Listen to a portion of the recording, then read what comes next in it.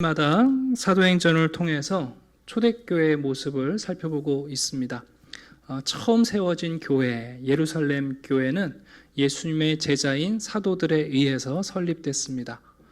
이 교회의 특징이 무엇이었냐면 비본질적인 문제에 대해서 유연성을 가지고 있었고, 교회의 지도자들 역시 열린 태도를 갖고 있었습니다.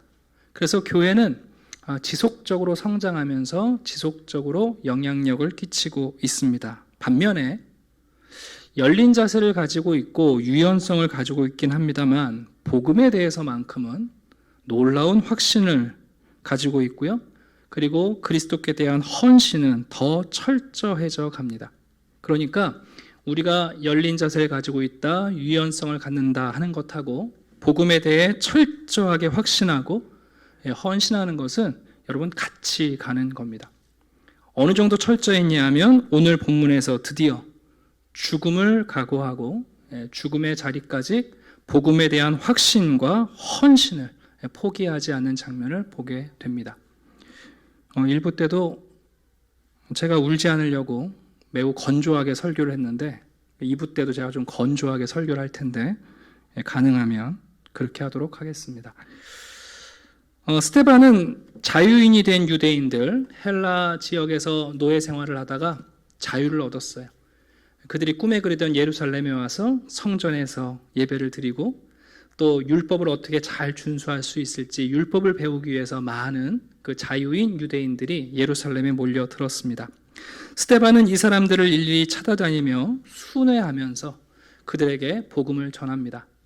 인간 손으로 지은 성전 말고 인간이 만든 제도가 아니라 바로 하나님이 보내신 의로우신 예수 그리스도, 그분이 우리가 기다리던 메시아다 하고 복음을 전합니다. 여러분, 이 복음은 불가피하게 논쟁을 가져왔고요. 그 논쟁에서 항상 스데반이 이깁니다. 스데반이 논쟁에서 이긴 이유는 세 가지인데요. 철저하게 구약의 권위에 기반해서 복음을 전했고, 또 한 가지는 부활하신 예수님을 만난 지금도 살아있는 수많은 증인들의 증거를 대고 있고요. 무엇보다 스데반이 복음을 전할 때 표적과 기사가 일어납니다. 여러분, 이런 싸움을 어떻게 이길 수 있습니까? 구약의 철저한 권위를 가지고 있고 살아서 본 사람들의 증인이 있고 이 순간 살아계신 예수 그리스도가 다스리시는 표적과 기사가 일어나는데 어떻게 여러분 그거를 설득할 수 있겠어요? 스데반이 항상 복음을 전하면서 논쟁에서 승리합니다. 패배를 받아들이지 않는 유대인들은 결국 돈으로 매수해서 거짓 증인들을 만들어냅니다. 그리고 공회에 가서 스데반을 두 가지 문제로 고소합니다. 첫 번째는 뭐냐 하면 스데반이 모세를 모욕합니다. 또 한 가지는 하나님을 모욕합니다 하는 거예요. 모세를 모욕한다는 말은 율법을 폐기하자고 한다는 주장이고, 하나님을 모욕한다는 것은 하나님의 임재의 상징인 성전을 무너뜨리겠다는 얘기를 한다는 거예요. 적어도 여러분 본질적인 주제는 맞아요. 스데반이 전했던 것은 더 이상 율법이 아니라 성전이 아니라 인간 손으로 지은 건물, 인간이 만든 제도가 아니라 하나님의 임재는 그리스도, 우리와 함께 하신 예수 그리스도다 하고 전했으니까요. 자, 여러분, 이 고소가 끝난 다음에 대제사장이 스데반에게 드디어 변호할 기회를 줍니다. 자, 우리 한번 7장 1절을 볼까요? 제가 7장 앞부분을 다 건너뛰었는데요. 잠시 후에 요약해 드릴게요. 자, 7장 1절을 보시게 되면 고소가 끝난 다음에 대제사장이 스데반에게 말합니다. 이 고소가 사실이냐? 너 변호할 거 있으면, 반론 제기할 거 있으면 한번 말해봐라. 기회를 줘요. 얼마나 소중한 기회입니까? 그런데 여러분 놀랍게 7장 1절부터 우리가 읽은 본문까지 스데반은 단 한 번도 개인 신상 발언을 하지 않습니다. 여러분, 지금 대제사장이 너 고소당했는데 변호해라 그러는데 단 한 단어도 여러분 개인의 신상 발언, 개인의 문제를 언급하지 않습니다. 두 번째는 지금 여러분 돈으로 매수돼서 거짓 증인들이 고소한 거잖아요. 그러면 이 부분에 대해서 고소의 부당함을 지적하고 저 사람들이 매수된 사람이라고 억울함을 호소할 것 같은데요. 스데반은 거기에 대해서 한마디도 하지 않습니다. 저들이 주장하는 내용이 내가 전한 메시지를 오해한 거다, 교정할 만도 한데 그것도 하지 않습니다. 스데반은 자기에게 주어진 매우 중요한 이 변론의 시간을 자기 자신을 위한 것이 아니라 예수를 위한 시간으로 할애합니다. 여러분, 사시다가 보면 억울할 때 있죠. 상대방이 나를 오해할 때 있어요. 내가 안 했는데 그런 일이 했다고 소문이 날 때가 있어요. 그때 여러분, 우리가 우리 자신을 변호하려고 얼마나 에너지를 쓰는지 몰라요. 근데 여러분 한번 생각해 보세요. 100사람, 1000사람, 10,000명을 쫓아다니면서 우리 자신을 변호할 수 있겠어요? 우리 그리스도인들은 궁극적으로 이 세상을 살아갈 때 우리 자신에 대해서 구차하게 변명하며 살아가는 사람들이 아니에요. 우리는 우리의 인생을 통해서 내가 어떤 사람이라는 것을 규정하고 내가 어떤 사람이냐를 보여주려고 살아가는 사람들이 아니에요. 스데반은 이 중요한 자기 변호의 기회를 예수의 진리를 전하는 기회로 삼습니다. 그래서 스데반의 변호, 이 설교는 명확하고 권위가 있고 영향력을 갖게 됩니다. 스데반의 설교의 내용을 먼저 요약해드리면, 스데반은 이스라엘의 긴 역사를 나열하면서 세 가지를 얘기합니다. 첫 번째, 너희가 아브라함의 자손인데 아브라함처럼 하나님께 순종하지 않는다. 두 번째는, 너희가 모세의 제자라고 말하는데 모세가 말한 율법의 정신을 지키지 않는다. 너희들이 하나님을 믿고 하나님의 의로운 구속을 바라는데 정작 하나님이 이 땅에 보내신 의로운 사람들을 전부 다 죽였다. 그게 너희 이스라엘의 역사이고 과거에도 그랬고 지금도 그러고 있고, 그 중에서도 너희가 죽인 예수 그리스도야말로 바로 이 아브라함의 믿음과 모세의 율법과 하나님의 의로우신 구원자이신데 너희가 그들까지 죽였다. 여러분, 이게 스데반 설교의 요약이에요. 매우 정확하지 않습니까? 네. 근데 이 설교를 관통하는 것은, 그리고 설교하고 있는 스데반 자신의 삶을 관통하고 있는 것은 바로 하나님의 영광의 하나님이에요. 여러분, 7장 2절 끝부분을 잠깐 보시겠어요? 종종 이 본문을 읽으시면서 스데반의 영웅적인 죽음을 우리가 보려고 하는 분들이 많은데 그렇지 않아요. 이 스데반의 설교와 순교를 관통하는 것은 바로 하나님의 영광이에요. 7장 2절입니다. 우리 조상 아브라함이 하란에 있기 전 메소포타미아에 있을 때에 영광의 하나님이. 여러분, 스데반의 설교는 어떻게 시작하는가? 영광의 하나님으로 시작을 해요. 자, 그리고 어떻게 끝나나 한번 봅시다. 자, 55절 한번 가보십시오. 스데반이 성령 충만하여 하늘을 우러러 주목하여 누구를 봐요? 하나님의 영광과, 그리고 예수께서 하나님 우편에 서신 것을 봅니다. 여러분, 이 본문은 스데반의 영웅적인 순교를 얘기하는 게 아니에요. 스데반은 지금 눈이 다쳐서 보지 못하는 유대 지도자들에게 이스라엘의 긴 역사 가운데 하나님께서 나타내셨던 하나님의 영광을 보여주기를 원해요. 그리고 스데반 자신이 마지막에 그 영광이 하늘문을 열려서 예수 그리스도를 바라보면서 그 영광을 목격하면서 순교하는 장면으로 이 사건이 마감되어집니다. 간단하게 요약해드리면 이런 거죠. 영광의 하나님이 아브라함에게 나타나셨다. 아브라함과 언약을 맺으셨고 그 언약이 이삭과 야곱을 거쳐 내려가는 동안 한 형제였던 야곱의 12아들들은 오히려 의로운 요셉을 싫어해서 애굽의 종으로 팔아버렸다. 그런데 그 의로운 요셉이 오히려 자기의 가족을 구원했다. 요셉을 알지 못하는 바로가 애굽의 왕이 되어서 히브리 민족들을 노예로 삼았는데 그들의 신음을 들으시고 하나님께서 모세를 물에서 건져서 자기 백성을 변호하게 하셨는데, 모세는 자기 백성을 변호하다가 떠돌이가 되었고 그 낙심한 모세를 또 떨긴 나무 가운데 만나셔서 부르셔서 이스라엘 백성들을 애굽에서 해방시키셨다. 그런데 우리 조상들은 어떠했느냐? 해방된 후에도 불평과 불만이 가득했고 그 이후의 긴 역사 가운데 하나님께서 끊임없이 선지자들을 파송하시지만 그 선지자들 가운데 단 한 사람도 선지자 취급한 적이 있느냐? 의로운 선지자들을 전부 다 죽이고 그들을 배척하고 거절했던 것이 이스라엘의 역사임을 여러분 스데반이 정확하게 지적합니다. 설교를 하던 스데반이 어디까지 가냐면요, 이제는 유대 지도자들을 향하여 규탄하기 시작합니다. 우리 한번 51절 볼까요? 목이 곧고 마음과 귀에 할례를 받지 못한 사람들아, 너희도 너희 조상과 같이 항상 성령을 거스리는도다. 여러분, 이것은 굉장히 치욕적인 말이에요. 목이 곧다는 말은 하나님의 심판의 대상이라는 뜻이에요. 귀에 할례를 받지 않았다는 것은 이방인을 얘기하는데, 너희들이야말로 사실은 이방인보다도 더 저주받은 사람이다, 이렇게 얘기하는 거거든요. 그러니까 이 말을 듣는 동안 유대 지도자들의 여러분 54절 보시면 마음이 찔렸다 그랬어요. 이제 우리나라 성경에 마음이 찔렸다 그러니까 약간 죄책감을 느낀 것처럼 표현되는데, 그게 아니라 이 단어는 톱질을 한다는 뜻이에요. 스데반의 설교를 듣는 동안 자신들의 심장에, 자신들의 마음에 톱질을 하는 듯한 고통이 온 거예요. 그래서 여러분 분노가 쌓여서 이를 갑니다. 이 말씀을 듣고 여러분 회개를 하고 자신들의 마음을 쪼개면 좋으련만, 유대 지도자들은 정반대로 도끼를 들고 스데반을 쪼개기로 합니다. 그래서 스데반을 억지로 끌고 돌에 쳐 죽임당하는 그 장소로 끌고 가는 장면을 우리가 이제 알게 됩니다. 여러분, 스데반의 변호는 이스라엘 민족의 실패를 거듭해서 반복해서 지적하고 있습니다.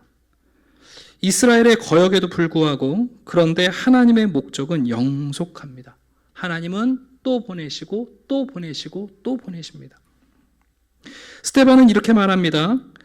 제 주장은 이런 겁니다. 우리 조상들의 역사가 이러한데 저 역시 또 모세의 율법을 저버리고 아브라함의 믿음을 저버리는 사람이 되고 싶지 않습니다. 저는 의로우신 예수 그리스도를 거절하는 조상들과 여러분과 같이 어리석지 않고 이 예수 그리스도를 받아들이려고 합니다. 여러분들이 한 사람이라도 제대로 된 선지자를 대접했다면 한번 말씀해 보십시오 하고 규탄하고 있습니다. 예수님께서도 마태복음 23장에 사역을 마치시면서 이스라엘 백성들을 향해서 이렇게 탄식하지 않았습니까? 예루살렘아 예루살렘아 선지자들을 죽이고 내게 파송된 자들을 돌로 치는 자여, 암탉이 그 새끼를 날개 아래 모음같이 내가 내 자녀를 모으려 한 일이 몇 번이냐. 그러나 너희가 원하지 아니하였도다. 보라, 너희 집이 황폐하여 버려진 바 되리라. 여러분, 이스라엘 민족은 하나님을 알았고 율법을 갖고 있었지만 목이 곧았고 할례를 받지 못한 사람들보다도 더 하나님을 거스렸습니다. 하나님 대신에 손으로 지은 성전을 붙잡고 있고 본래 주어졌던 율법의 사랑의 정신이 아니라 인간의 제도를 붙잡으면서 정작 하나님과 예수 그리스도를 거절하고 있습니다. 스데반은 말합니다. 이제 성전은 파괴되어야 하고 유대인들의 규례는 변화되어야 합니다. 근데 여러분, 이런 말을 듣고도 절대 깨닫지 못하는 거죠. 잠언에 보면 매우 재밌는 말씀이 있습니다. 미련한 자를 곡물과 함께 절구에 넣고 공의로 찌을지라도 그의 미련은 벗겨지지 아니하느니라. 참 기가 막힌 말씀 아닙니까? 여러분, 보통 곡물을 갖다가 우리가 손으로만 비벼도 껍질이 벗겨지잖아요. 근데 미련한 사람의 그 미련이라는 건 여러분, 절구통에 넣고 빻아도 안 벗겨진다는 거예요.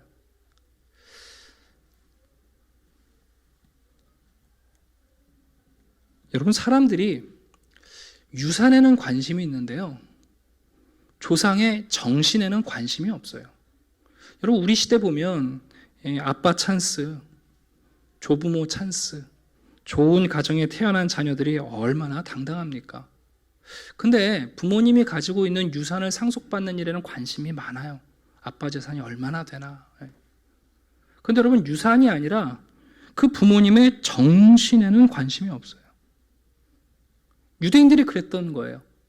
하나님이 주시는 유산, 모세와 그리고 아브라함이 주었던 유산에는 관심이 있어요.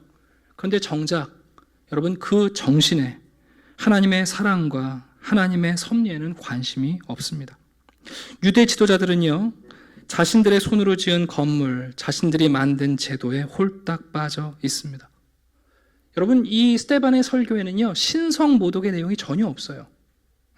신성모독이라고 할 만한 게 전혀 없어요. 아브라함을 존중하고 모세를 존중하고 하나님의 의로운 선지자들을 보내신 것에 대한 감사와 영광이 있어요.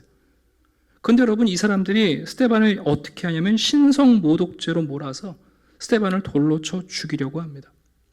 이 얘기는 무슨 얘기냐면 유대 지도자들은요, 신성모독이라고 말은 하지만 정작 스데반이 모독한 것이 하나님이 아니고 모세가 아니라 누구라는 거예요?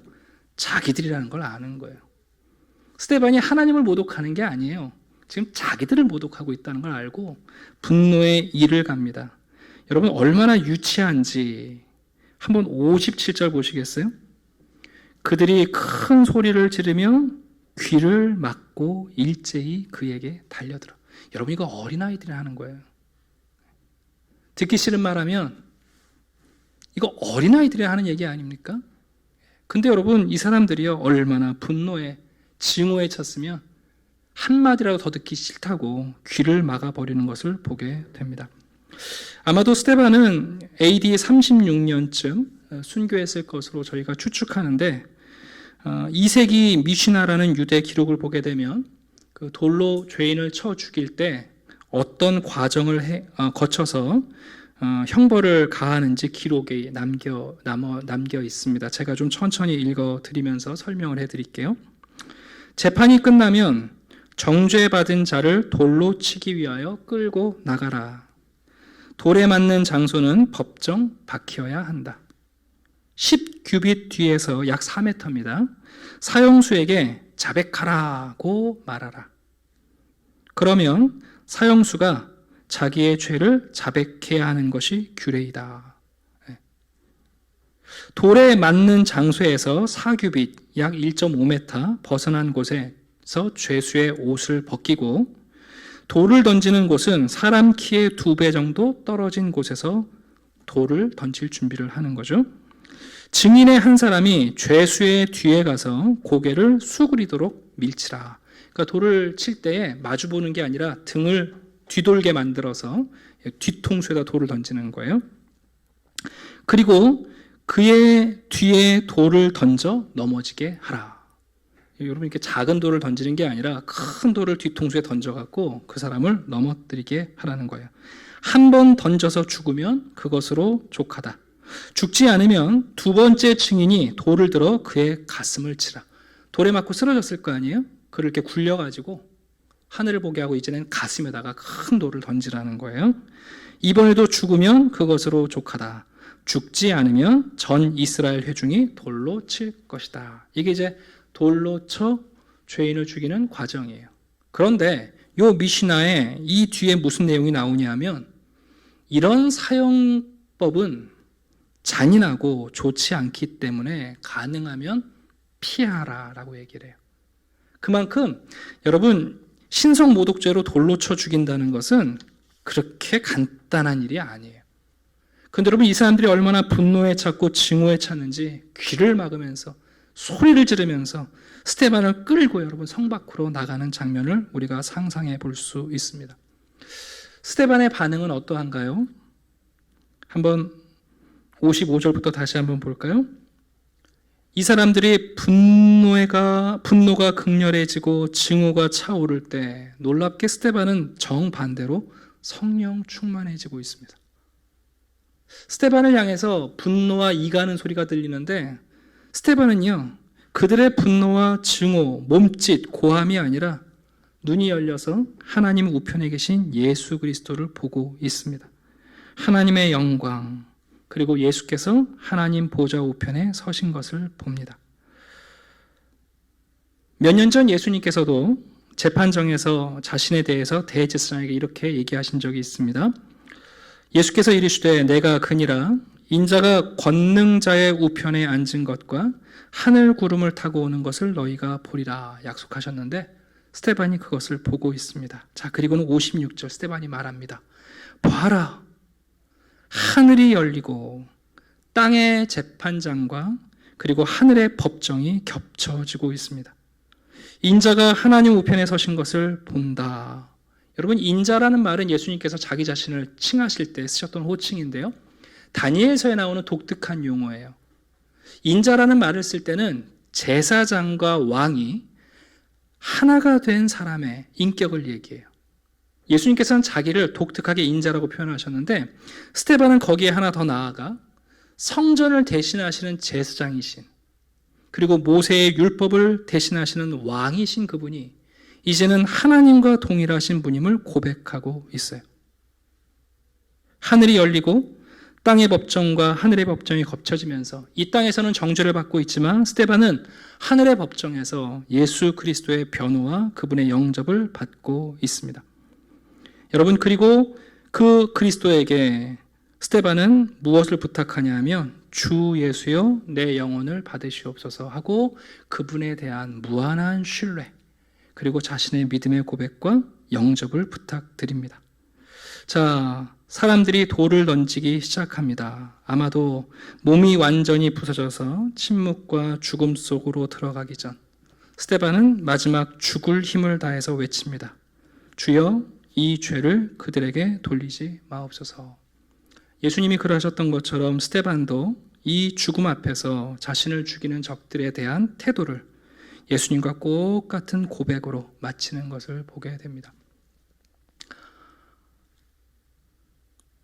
여러분, 원수를 사랑한다는 것, 자신을 죽이는 자들에게 그들을 위해 기도한다는 것은 그리스도인들만이 할 수 있는 일입니다. 그리스도인들이 어떻게 이렇게 할 수 있는가? 그것은 한 가지 설명을 드릴 수밖에 없습니다. 원수를 사랑하는 것은 그들의 주인이신 예수님께 진짜 배운 겁니다. 원수를 사랑한다는 것은 어떤 원리나 심리학적 작용이나 처세술이 아닙니다. 여러분, 원수를 사랑한다는 것은 흉내낼 수 있는 게 아닙니다.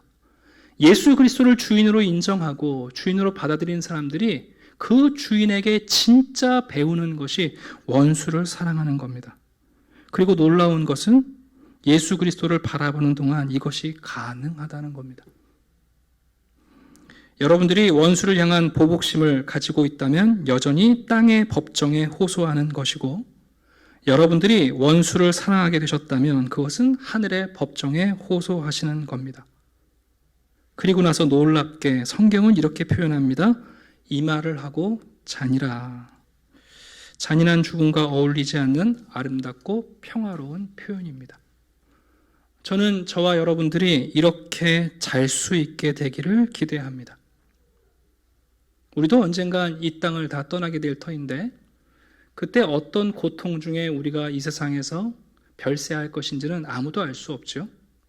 어떤 분들은 질병의 고통 속에서 별세하실 수도 있고, 어쩌면 스데반처럼 종교적 박해 가운데 모함을 받고 별세하시는 분들도 있을 겁니다. 그런데 성도는 압니다.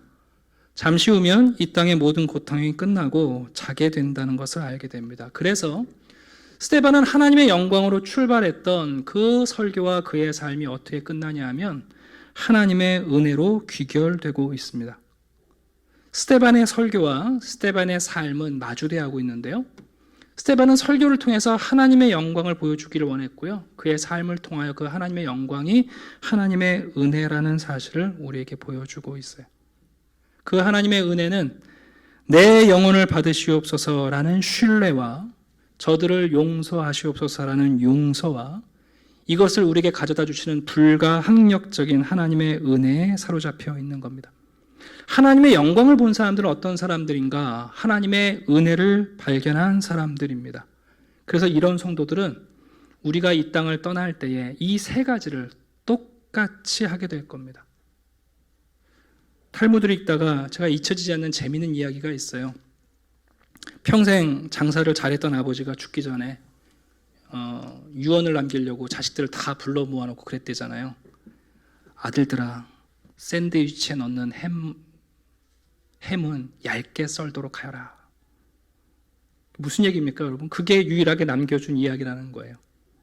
그런데 여러분, 그리스도인들은 우리의 임종 마지막 때에 반드시 이 세 가지를 하게 돼 있어요.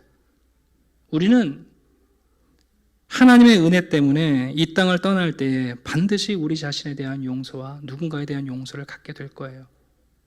여러분, 이게 이해가 안 가시고 이게 불가능하시다면 우리는 아직도 세상의 법정에서 대제사장을 보고 있는지 몰라요.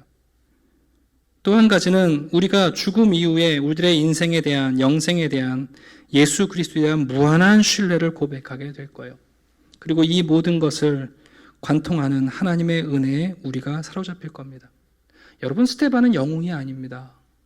종종 한국교회에서 스데반을 영웅적인 순교자로 그리려고 하는데, 여러분, 영웅이 필요한 시대는 가장 불행한 시대입니다.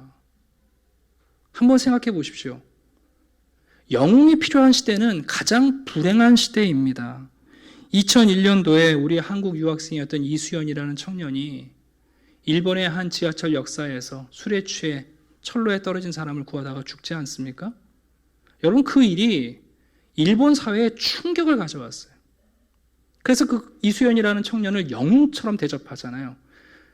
그 얘기는 무슨 얘기냐면 일본 사회의 그 어떤 일본인들도 그런 짓을 안 한다는 거예요. 그래서 그를 영화를 만들고 일본에 여러분 천황이 와서 참배를 하는 거예요. 여러분, 영웅이 있는 시대는 아름다운 시대가 아니라 불행한 시대예요. 배트맨 영화 아시잖아요. 여러분, 그 배트맨이 영웅으로 떠돌아다니는 고담시는 악한 도시예요. 스데반의 삶을 보면서 많은 성도들이 스데반을 영웅으로 칭송합니다. 아닙니다, 여러분. 스데반은요, 특별한 영웅이 아니라 모든 그리스도인들의 삶의 평행선에 있는 분입니다. 우리도 이렇게 우리의 인생을 마지막 끝내야 되는 거 아닙니까? 네. 우리도 하나님의 영광이 하나님의 은혜임을 알고 하늘문이 열려서 서 계신 예수 그리스도를 보고 불가능했던 여러분 용서가 이루어지고 우리가 우리의 남은 영생의 삶을 하나님께 맡기고 우리를 관통했던 불가항력적인 은혜에 감격하면서 우리가 평안히 잘 수 있는 것, 여러분, 그게 우리 그리스도인의 일반적인 삶입니다. 로이드 게리슨이라는 분이 유명한 말을 남겨놓았습니다. 하나님과 함께하는 한 사람이 곧 다수다. 하나님과 함께하는 한 사람이 곧 다수다. 한 사람이 교회를 타락하게 할 수 있습니다. 한 사람이 민족적인 위대함을 훼손시킬 수 있습니다. 반면 한 사람이 되돌아와 교회의 구원을 회복하고 재단을 회복할 수 있으며 한 사람이 민족이 개조될 수 있는 기준을 제시할 수 있습니다. 하나님과 동행하는 한 사람이 곧 다수입니다. 여러분, 스데반은 우리들에게 이 일상의 삶이 하나님의 성실과 인간의 반역에 대해서도 처음부터 끝까지 하나님이 승리하시는 이야기로 우리에게 소개하고 있습니다. 유대인들은 인간이 지은 성전을 붙잡고 사람이 만든 제도를 붙잡고 있습니다. 그러나 스데반은 말합니다. 너희들이 거절했던 그 의로우신 예수 그리스도, 그분이 왕위에 오르셨다. 말씀을 마치려고 하는데요. 오늘 본문을 보시면 사울이라는 청년이 처음 등장합니다. 사울은 아마도 간파했을 겁니다. 똑똑한 사람이니까. 대제사장과 사내들인 공회, 구질서를 따르는 사람들. 스데반, 성전과 율법이 없이 하는 새로운 질서를 따르는 사람. 여러분, 이 둘이 양립할 수 없습니다. 자신의 스승이었던 가말리엘은 잠정적으로 타협을 이루려고 했는지 모르겠지만 사울은 깨달았을 거예요. 이 둘은 타협할 수 없다. 그렇다면 무엇이 무너져야 하는가? 여러분, 교회 안에 인간이 지은 성전과 인간이 만든 제도가 하나님이 보내주신 의로운 예수와 양립할 수 있다고 믿는 것은 우상입니다. 양립할 수 없습니다. 스데반은 유연했고 열린 자세를 가진 지도자지만 그 확신을 위해서 그는 하나님의 은혜 가운데 영광을 보며 자신의 삶을 주님께 맡겼습니다. 우리 교회가 오늘 39주년을 맞이합니다. 이스라엘의 1500년의 역사나 우리의 39년의 역사나 크게 다르지 않지 않나요? 그동안에 여러분은 많은 목회자들을 거쳐갔습니다. 목회자가 여러분의 말을 안 들었나요? 아니면 여러분들이 목회자의 말을 안 들으셨나요? 아니면 목회자와 성도들이 둘 다 하나님의 말씀을 안 들은 건 아닌가요? 우리 역시 인간의 손으로 지은 건물과 인간의 손으로 만든 제도를 붙잡느라고 하나님이 우리에게 주신 의로우신 예수 그리스도를 보지 못하고 있었던 것은 아닌가요? 39년이라는 짧지 않은 시간 동안 왜 우리는 스데반처럼 하늘의 문이 열리는 것과 예수 그리스도가 우편에 서신 것과 그분이 우리에게 보여주는 참다운 용서의 길과 우리의 생명까지 맡길 수 있는 신앙에 대하여 우리는 고백하지 못하고 있는 건 아닌가요? 여러분, 이 이야기는 우리들에게 너무 중요한 이야기입니다. 영웅 아닙니다, 여러분. 스데반을 영웅으로 만들겠다는 것은 여러분이 고담시 시민으로 살겠다는 작정이세요. 아닙니다. 스데반의 죽음은 여러분 일상이고요. 이후에도 교회는 수많은 순교자들을 일상처럼 배출하고 있습니다. 오늘도 전 세계 수많은 신앙인들 가운데 목숨을 걸고 신앙생활하며 예수 그리스도를 바라보는 성도들이 많습니다. 39전을 맞이하는 이 조용한 이 감사 주일날 이 말씀을 대면하시면서 우리 한생교회 성도들이 정말 하늘의 문이 열려 언제든지 예수 그리스도가 우편에서 세상을 다스리신다는 것을 보며 여러분, 정말 전 답답한 게 왜 용서가 안 되는지 모르겠어요. 여러분, 예수 그리스도에게 진짜 배우면 용서라는 것은 거래가 아니라는 것을 알게 돼요. 주님께 우리에게 모든 것을 맡긴다는 것은 여러분 낭만이 아니라 그게 진리예요.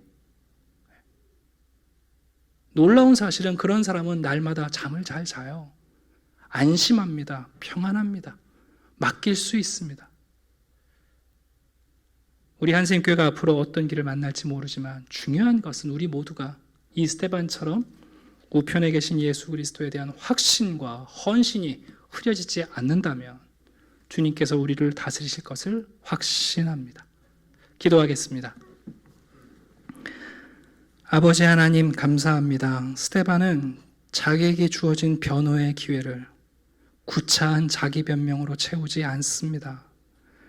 교회가 왜 그러느냐, 믿는 자가 왜 그러느냐. 아버지 하나님, 오히려 우리가 변명하지 아니하고 예수 그리스도를 증거하게 도와 주시옵소서. 영광의 하나님을 은혜의 하나님으로 소개하는 스데반과 같은 믿음을 우리에게 주시옵소서. 우리가 기도할 때마다, 찬양할 때마다, 예배할 때마다 하늘문이 열려 우편에 서 계신 통치하시는 의로운 예수 그리스도를 보게 하시고 날마다 주님과 함께 우리 주님께 배운 용서와 신뢰와 그리고 은혜로 살아가는 성도들과 교회가 되게 해 주시옵소서. 감사드리며 예수 그리스도 이름으로 기도드립니다. 아멘.